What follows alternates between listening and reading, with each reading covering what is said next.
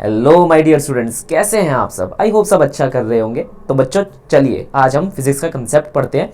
लेकिन कंसेप्ट को पढ़ने से पहले एक बार हम हमारे सुपर 100 बैच के बारे में जान लेते हैं। काफ़ी बच्चे पूछ रहे थे तो बताना ज़रूरी हो जाता है। देखो, सबसे पहली बात है, इस बैच को बनाया किस लिए गया है, क्योंकि हमने देखा कि भाई जितने भी ऑनलाइन बैचेज़ हैं उसके अंदर क्या होता है, मेंटरिंग सेशन की बहुत कमी होती है ना। साथ ही साथ ये भी नहीं होता कि भाई टीचर के साथ कोई इंटरेक्ट कर पाए बच्चा जिसका मन कर रहा हो। बहुत सारे बच्चे एक साथ बैच में होते तो टीचर के लिए भी पॉसिबल नहीं होता कि वो यार कैसे 50-60 हज़ार बच्चों को एक साथ कैसे डील आउट कर ले, है ना। साथ ही साथ अगर डाउट का देखा जाए तो डाउट में प्रॉब्लम आती ही आती है, हर किसी का डाउट होता है। बिना डाउट रेक्टिफाई हुए हम कैसे एक अच्छी रैंक ला पाएंगे। तो बच्चों इन चीज़ों को मद्देनजर रखते हुए हमने यहाँ पर ये बैच बनाया है। इसके अंदर सिर्फ 100 स्टूडेंट्स हैं। डेडिकेटेड डाउट सेशन आपको मिल रहे हैं। ये टाइमिंग्स तो जस्ट ऐसी ही लिखी गई है, आपको 24/7 डाउट मिलते रहेंगे, रेक्टिफाई होकर मिलते रहेंगे। आप लोग मुझे तो जानते ही हैं कि भाई चाहे सुबह हो, चाहे रात हो, चाहे शाम हो, जैसे ही आप डाउट देते हैं मैं आप लोगों को सॉल्व करके दे देता हूँ। साथ ही साथ वीकली मेंटरिंग सेशन आपको मिलेगा डॉक्टर आनंद मनी सर के साथ। Is that clear. तो चलिए बच्चों, ये हमारा पूरा बैच है, इसे जल्दी से एनरोल कर लीजिएगा। बहुत सारी नई नई चीज़ें हम इसके अंदर पढ़ेंगे, लेकिन पढ़ेंगे बिल्कुल बेसिक से। क्लियर। बहुत सारे क्वेश्चन हम इसके अंदर सॉल्व करने वाले हैं। 25,000 क्वेश्चन हम इसके अंदर सॉल्व करने वाले हैं। आपको डीपीपीज मिलेंगी, पीवाईक्यू, एग्जाम्पलर और एनसीईआरटी पूरी आपको चटवा दी जाएगी। तो चलिए स्टार्ट करते हैं फिर आज के फिजिक्स के कंसेप्ट के साथ। आ जाओ एक पर्टिकुलर क्वेश्चन पर। हम यहाँ पर क्वेश्चन से ही हमारी शुरुआत करेंगे। The velocity v of a particle is dependent upon time t as following. v is equal to a plus bt plus c upon में d plus t. Find the dimensions of a b c d. ठीक है। Question हमारे को कह रहा है कि you are given with velocity v of the particle which is a function of time as follow. आपको हर किसी का डायमेंशन यहाँ पर मुझे लिख कर देना है। ठीक है, शुरू करिए। यहाँ पर पहले मैं आपको बता दूं कि आपको लगाना क्या है, प्रिंसिपल ऑफ होमोजिनिटी। मैंने एक क्वेश्चन करवाया था s equal to u t plus half a t square. मैंने आपको बताया था कि जो डायमेंशन हमारे s का होगा वही डायमेंशन हमारे यू टी का होगा और वही डायमेंशन हमारे ए टी स्क्वायर का भी होगा। लेकिन ध्यान में रखने वाली बात यह है कि अगर यहाँ पर जैसे ये कांस्टेंट दे रखा है, कांस्टेंट एक डायमेंशन लेस होता है, इसका खुद का कोई डायमेंशन नहीं होता। ये बात क्लियर। ठीक है, स्टार्ट करिए।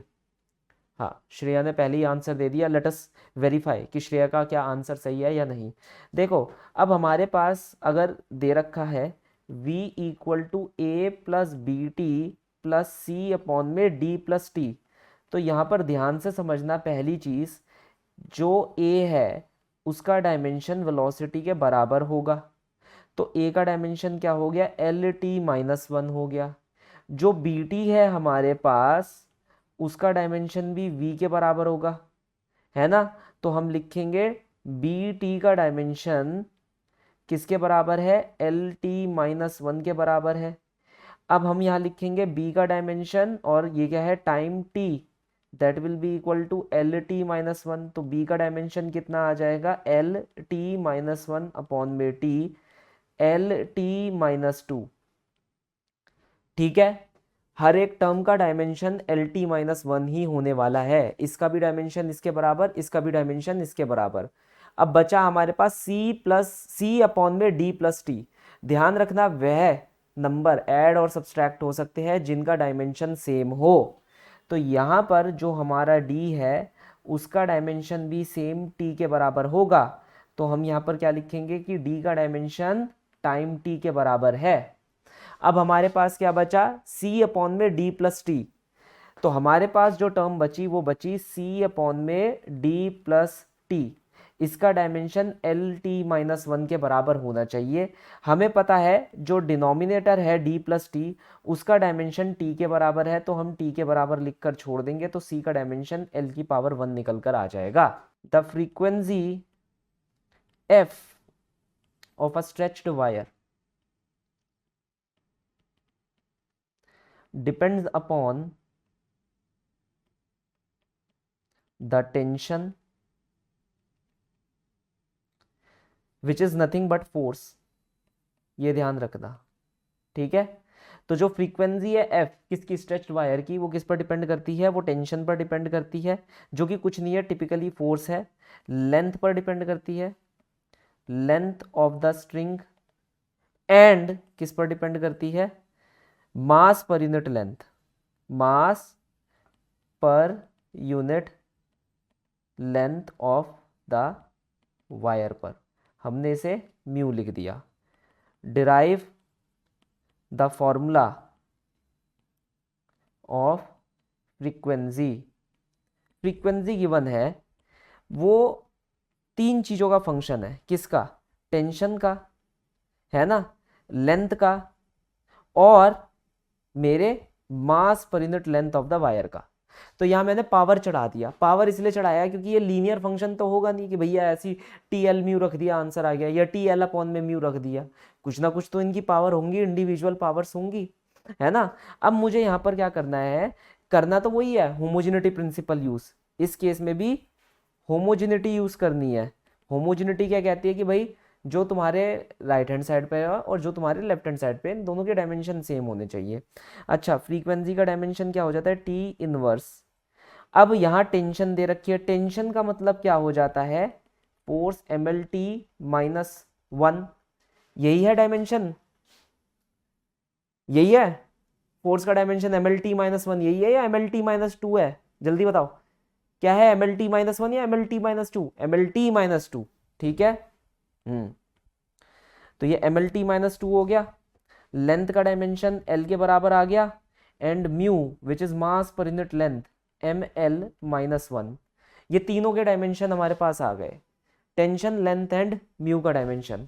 अब मैं यहाँ पर क्या करने वाला हूँ, फ्रीक्वेंसी, या इसे फ्रीक्वेंसी ना लिख के अब ऐसे लिखूंगा, time inverse directly proportional to, पहले क्या लिखा है मैंने, टेंशन, तो m L T minus two इसकी पावर ए, फिर मैंने क्या लिखा है, लेंथ इसकी पावर बी, एंड देन मैंने क्या लिखा है, mu m l minus one इसकी पावर सी, ठीक है।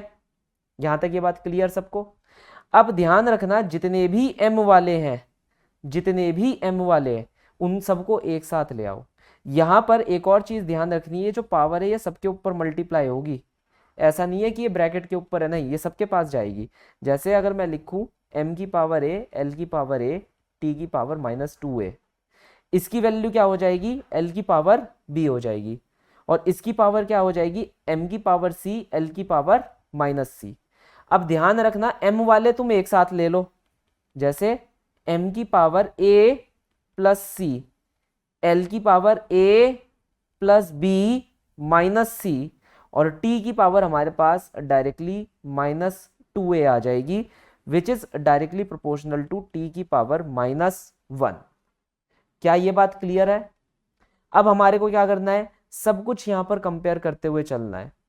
कंपेयर करने से क्या होगा, हमारा आंसर अपने आप आ जाएगा, किसका, पावर्स का, ए बी और सी का। तो यहां हमने क्या करा, जैसे माइनस टू ए लिख रखा है तो ये माइनस वन के बराबर होगा। भाई यहां पर तो टाइम है ना, यहाँ m की पावर क्या है, जीरो है, यहाँ l की पावर क्या है, जीरो है, क्लियर।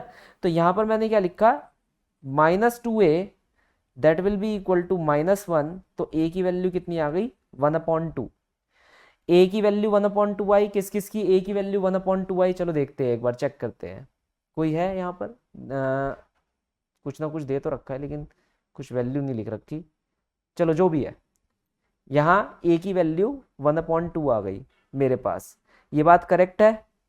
तो यहाँ अब मुझे निकालना है किसकी वैल्यू, b और c की वैल्यू मेरे को निकालनी है। अब ध्यान से देखो, जैसे दूसरी इक्वेशन बन जाएगी इसकी, मास की, a प्लस सी किससे कंपेयर आउट हो जाएगा, ए प्लस सी मेरा कंपेयर आउट हो जाएगा 0 से, हाँ या ना? ए प्लस सी किससे कंपेयर आउट हो जाएगा? 0 से।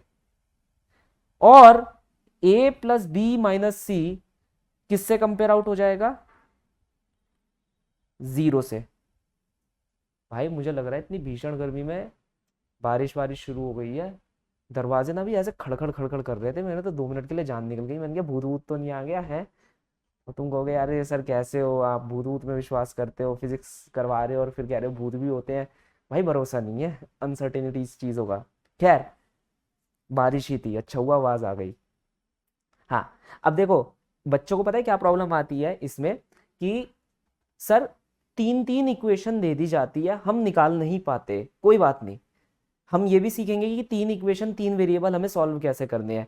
लेकिन सबसे आसान देखना, देखो नीट में क्या होता है, तीन इक्वेशन तीन वेरिएबल में ना ये ऐसे लूपहोल छोड़ने शुरू कर देते हैं कि पहले मान लो तुमने ए निकाल लिया, ए को तुमने कंपेयर कर लिया, ए की वैल्यू आ गई।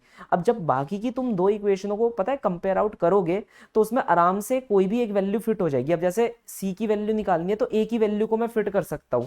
मैं सी की वैल्यू को क्या लिख दूंगा, c is equal to minus a which is equal to -1/2।